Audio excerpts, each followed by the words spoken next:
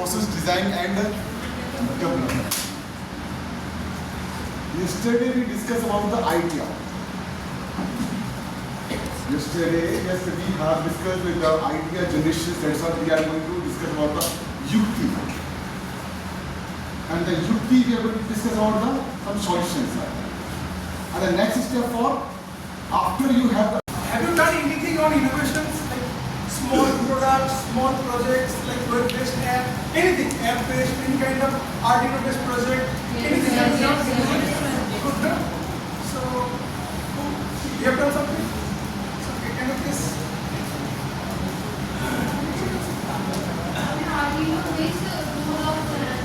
Drone. Okay, good, good. Today I will show you something like how you can be an entrepreneur. Like how? It's not like you should be some kind of technical knowledge required. So technical knowledge means like any kind of software skill or any kind of hardware skill. Something is required. Okay. What kind of mix of those things? So to make a product or to make an innovation is any kind of. It can be smallest one to higher level. So you need some kind of technical knowledge. Otherwise you cannot proceed. So I will focus on how small ideas can give you a better opportunity, like for making a small product or kind of things. So I will give you. I have developed small products. I'll give you some demo. So like you will. So I will discuss this very basic things so that you can get the idea how that kind of concept will be useful for your product development. Okay. So if you see this one, embedded system is a combination of hardware and the software with specific operations. What does it mean? You have written some code, dump into your Arduino board or something, and after doing this, it's doing some operations like moving or taking image or doing some processing, but that is very specific. It is very specific, like it's only moving or it's taking the pictures, taking the image. Okay, that kind of thing. It's not doing, one system is not doing multiple jobs. Like one system is very specific for TV or audio systems or ultrasound or oven on printer. It's very specific. So one system I am not using for printer or the TV. I don't understand. Concept is very simple. I am combining both software and the hardware for a very specific operations. That concept is called the embedded system, and already you have done those things. Maybe you are not aware of the term embedded system. It's a combination of software and the hardware. Like you have used a general purpose computer. Based on the computer, you can use varieties of applications. Lots of things you can do.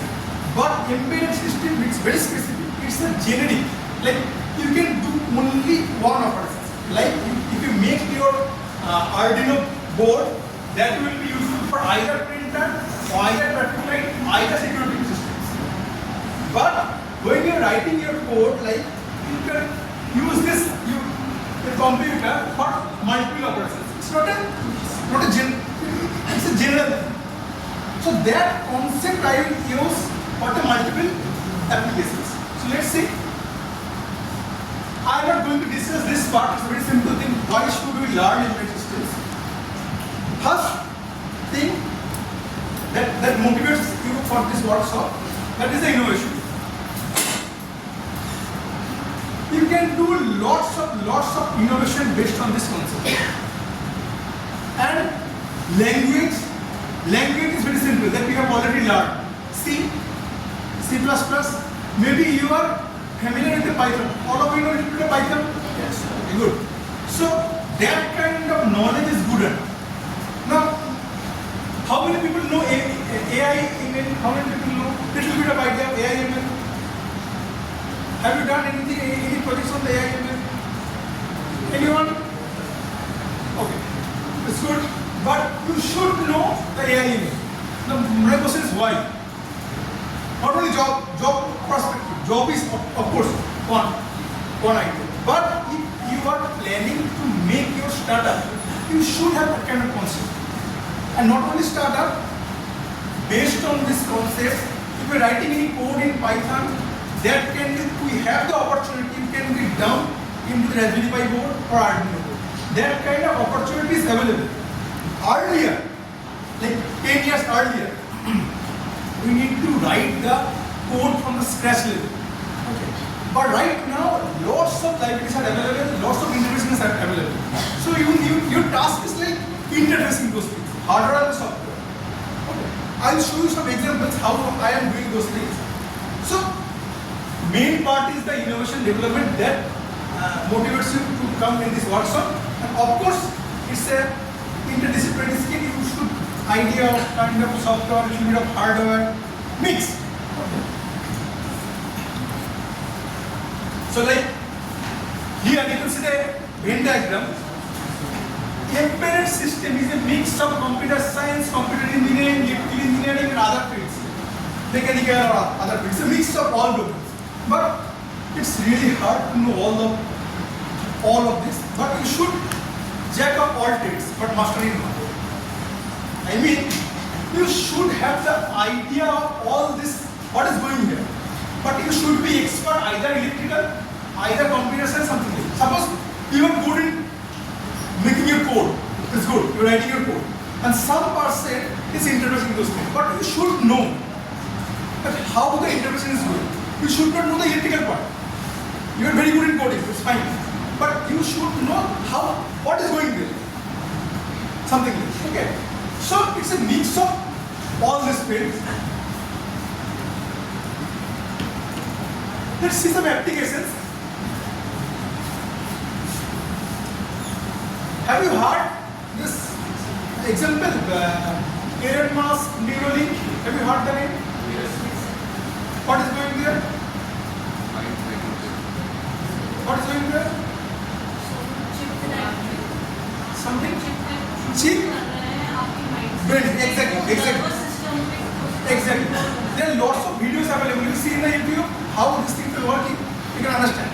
Like one blind people, that is not the blind people, they can observe something. They can realize those things. Okay. So how they are doing this? You think like a very complex model. They are using like a very complex model. Machine learning, deep learning, complex model. They are implementing all those things in a small tiny chip. How is this possible? Have you heard that term VLSI? Have you heard? That technology is coming for making that chip. So VLSI cannot come in a one day. So when I should do VLSI and when I should not do, that comes another field. So before going to VLSI, I should do a rigorous testing because making one chip is very costly. And one chip has been made, you cannot change it. If there is an error, it's error.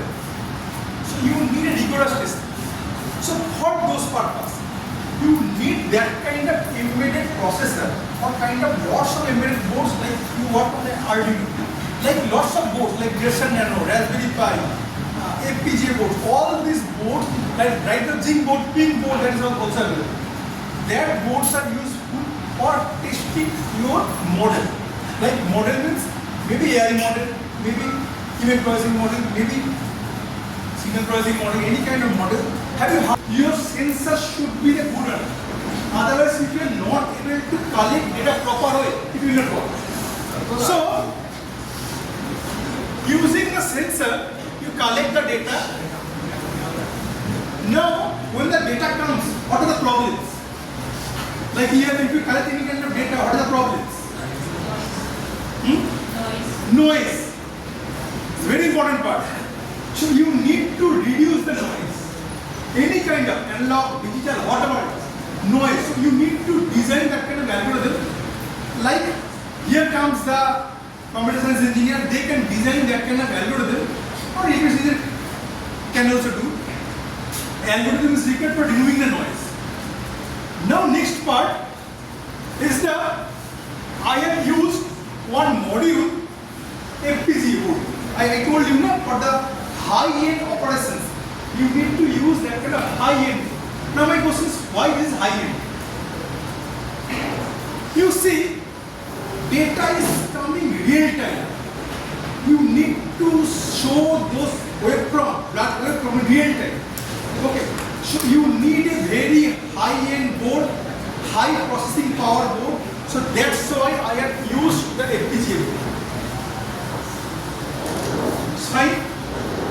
Now, all this board work on the digital systems. So I need one ADC. What is ADC? Digital converter. So I have used this ADC to do this process. So after doing the process, send the smartphones, I'm going to do all this. The entire product. I have designed this part is this one. This is a transducer probe you can add. This part is this one. So now as an innovator, what you can do? What we can do? In our phone, you know, in our phone has ADC. Our phone has ADC. Whatever we are talking now, of course, there is an ADC that will, after taking the data, it will all the process. So, can I use my phone ADC and replace this part?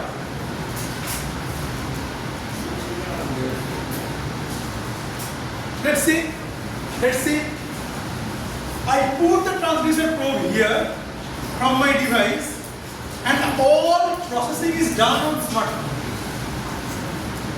I remove the entire digital section and digital module section. I have removed the entire. This module is removed. So entire data is coming from here to here directly. Okay. Now you think, what are the things are required? You tell me, as a beginners, what are the technical things are required for doing that kind of projects? Coding, if you are good in C language, it's good enough. Little bit of AI, because in the Android app, you should know the Android, how to develop Android. So competence people can make it better. Maybe AI is required. But what about this part? Competence engineer cannot do that kind of analog circuits. People like electronics can help in this section. Fine. Now comes the sensor part. Sensor part, maybe electronics competence cannot do this. Maybe we need to take help from the mechanical department or autonomous department. Those who can help those things.